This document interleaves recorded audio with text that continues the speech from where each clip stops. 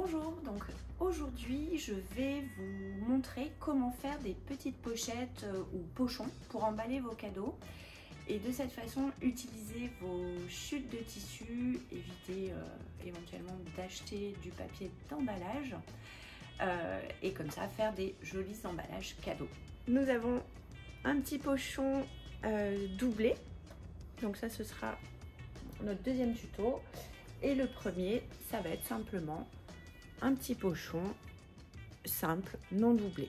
Donc en plus de notre rectangle de tissu, on viendra prévoir un petit cordon. Alors ici, pour un souci de réutilisation, on a choisi un petit ruban. Voilà, on vient récupérer un ruban de notre stock. Donc là, vous voyez, on prévoit une petite marge à gauche, une petite marge à droite, voilà, en double. Première étape, on va venir marquer sur l'envers de notre tissu des repères à 5 cm du bord du tissu. Je mesure 5, hop, ici 5 ici. Ça viendra nous aider pour notre repli. Et je fais la même chose de l'autre côté. Alors, deuxième étape, nous allons surfiler les côtés longs de notre rectangle. Alors ici, je le fais à la surjeteuse. Vous pouvez très bien faire un surfilage machine. Donc, nos côtés sont surfilés. Si on veut faire une finition plus rapide, on pourrait ici venir surfiler également. Je vais vous retourner l'ouvrage. Hop, surfiler ce bord et ici venir créer notre coulisse. Nous, ce qu'on va faire, c'est qu'on va faire un petit repli. Je vais vous donner une astuce pour venir piquer à 1 cm et créer notre coulisse qui comme ça sera finie bien proprement. Mais les deux options sont possibles en fonction du temps que vous voulez y passer. Maintenant, pour créer notre coulisse, on va venir créer un repli ici d'1 cm. Alors une façon assez rapide pour avoir notre repère, c'est de venir piquer une ligne de pointe et on viendra suivre au fer pour replier. Ici je vais piquer à un petit peu moins d'1 cm. Je vais déplacer mon aiguille.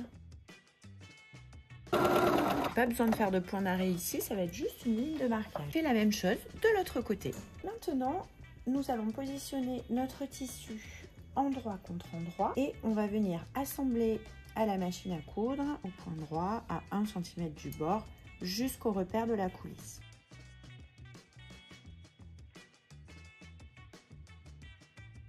Maintenant on va venir ouvrir notre couture au fer et on va venir prolonger ici le repli pour avoir une jolie finition.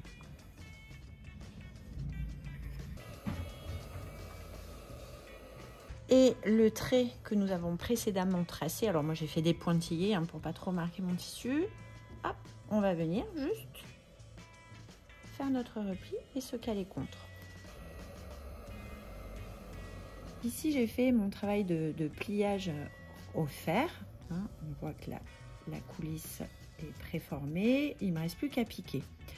Là il y a deux solutions, où on fait finition rapide et on va venir piquer juste au ras de la coulisse, soit avant de faire cette étape, on va venir faire une petite piqûre de maintien ici, tout près du bord, pour maintenir ce repli là qui est libre en fait. Moi je vais faire la finition plus, mais si on veut aller vite, c'est pas une obligation. Ici pour me faciliter la piqûre, je vais utiliser le pied pour point invisible qui en fait, en décalant mon aiguille à gauche, va me permettre de faire une piqûre tout près du bord. Et on va donc répéter cette opération sur les 4 petits côtés. Et maintenant, on va faire la piqûre finale de la coulisse. Donc tout ce qu'on a préparé au fer, je vais venir le maintenir avec des petites épingles et je vais piquer en me servant encore du pied pour ourlet invisible pour venir piquer tout près du bord à 1 ou 2 mm du bord de la coulisse. Et donc une fois notre coulisse piquée, on retourne. Notre petit pochon est prêt. Maintenant, on va venir passer notre cordon ou notre ruban. Au début du tuto, je vous ai dit qu'il fallait un ruban ou un cordon de la sorte avec une petite marge là, une petite marge là pour faire le nœud. Donc c'est un cordon ou un ruban dans le cas où ici on a fermé une des deux ouvertures de la coulisse. Là il nous faudra un seul ruban. Si j'ai comme ici laissé les deux ouvertures, on va venir faire deux fois cette opération. Donc je vais prendre la même longueur, recouper une deuxième fois la même longueur et je vais en passer un d'un côté comme ceci avec les extrémités ouvertes là et un autre à l'opposé. Si on a laissé ce côté fermé, voilà, on a notre cordon passé, mais là comme on a laissé les deux ouvertures, on va faire un de l'autre côté.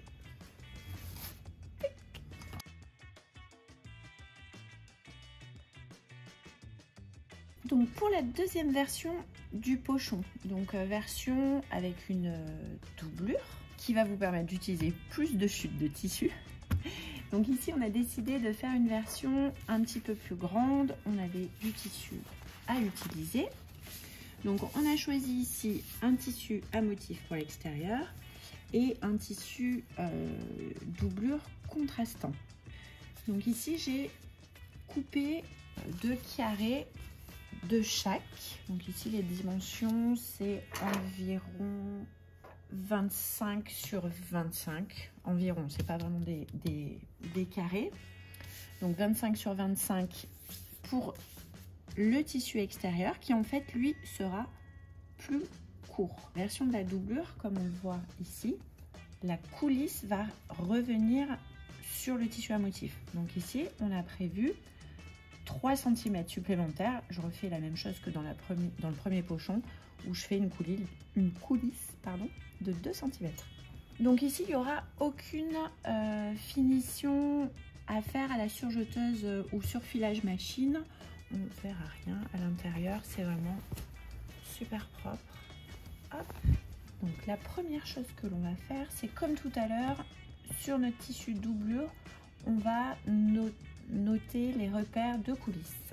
Sur l'envers de mon tissu uni, je vais remettre mes repères à 5 cm. Et je fais la même chose sur le deuxième. Comme tout à l'heure, on va venir préparer notre coulisse. Donc je vais refaire ma piqûre à 1 cm du bord. Donc je vais préparer ma coulisse au fer. Le deuxième repli. Maintenant, on va placer nos pièces doublure endroit contre endroit, bien faire coïncider le marquage coulisse et on va venir piquer en fait les 3 côtés ici.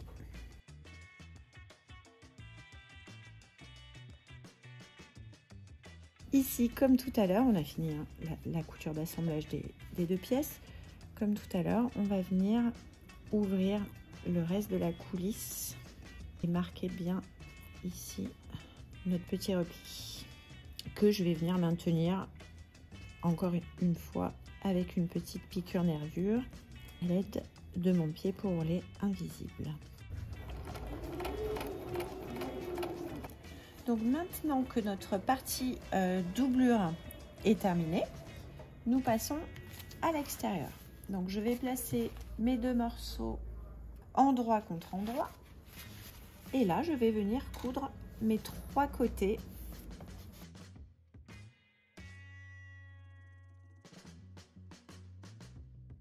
Là j'ouvre les coutures et je vais retourner sur l'endroit.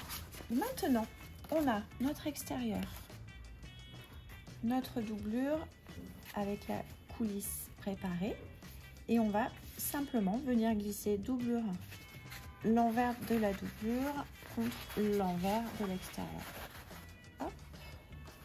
Donc ici on vient faire correspondre nos milieux de couture à ras de la coulisse De l'autre côté, la même chose.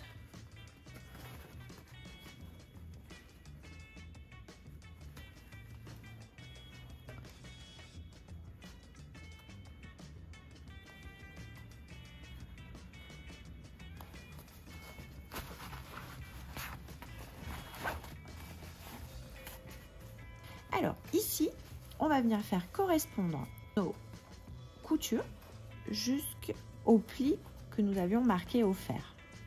On n'a pas cousu jusqu'au pli de la coulisse.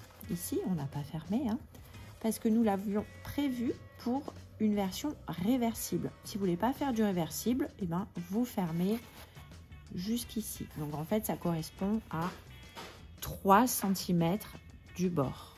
Hein. Positionner notre bord de tissu extérieur contre ce pli, contre le pli de la coulisse. Et on vient épingler pour après faire la couture finale et piquer tout près du bord. À presque fini, on vient coudre maintenant notre coulisse. On a bien épinglé. On a un peu l'encombrement là de la matière. Alors, cet encombrement, il vient du fait que je mets mon gros côté ici, vu que je viens piquer là avec mon aiguille à gauche pour avoir ma jolie surpiqûre. Mais après, si vous arrivez vous à piquer droit avec votre pied classique, hein, bien sûr, vous piquez dans l'autre sens, ce sera bien plus facile.